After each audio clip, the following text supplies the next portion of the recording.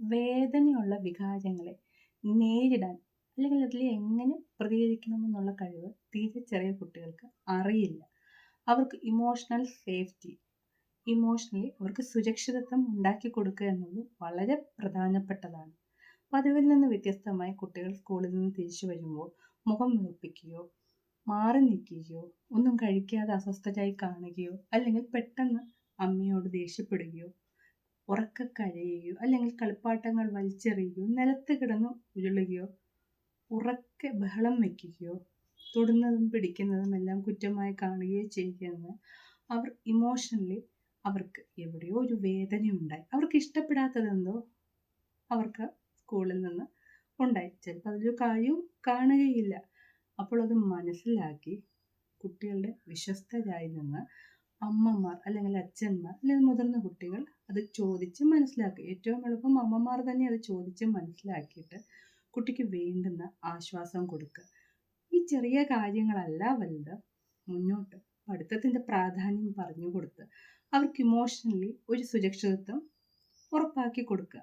ഇതിന് ശേഷം ഈ ഒരു ചെറിയ കാര്യത്തിന്മേൽ കുട്ടി നിലത്ത് കിടന്ന് ഉരുളുകയോ കരയുകയോ കളിപ്പാട്ടങ്ങൾ വലിച്ചെറിയുകയോ ചെയ്ത് മറ്റുള്ളവരുടെ മുമ്പിൽ വെച്ച് കളിയാക്കുകയോ കുറ്റപ്പെടുത്തുകയോ ചെയ്യരുത്. അങ്ങനെ ഒരു സംഭവം ഉണ്ടായതാൽ നമ്മൾ ശ്രദ്ധിക്കുക പോലും ചെയ്യരുത്, മറ്റുള്ളവരോട് ഷെയർ ചെയ്യുകയും ചെയ്യരുത്. കാരണം ഈ ചെറിയൊരു കാര്യമാണെങ്കിൽ കുട്ടികൾക്കത് ഹൃദയത്തിൽ മുറിവാണ് ഉണ്ടാക്കുന്നത്.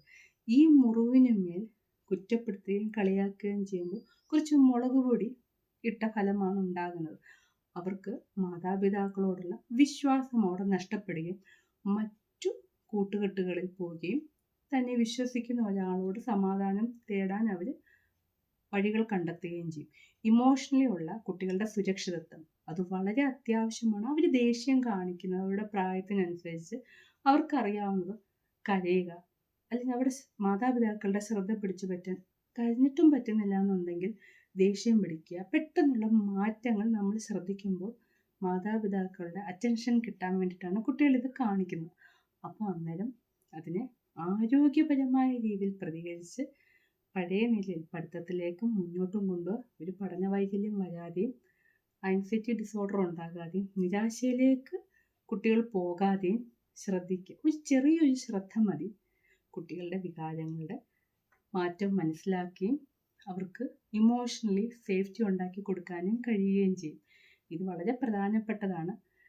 കുട്ടികളുടെ ഒപ്പം തന്നെ മാതാപിതാക്കളും ഓരോ ചുവടും കുട്ടികളുടെ മാറ്റങ്ങൾ മനസ്സിലാക്കിയാൽ അവർക്ക് ഭാവിയിലേക്ക് ഏറ്റവും സുരക്ഷിതമായ ഒരു അന്തരീക്ഷം ഒരുക്കി കൊടുക്കാനും അവരുടെ സുരക്ഷിതമായ ഒരു ഭാവി കെട്ടിപ്പടുക്കാൻ അവരെ നമുക്ക് സഹായിച്ചു കൊടുക്കാനും കഴിയും.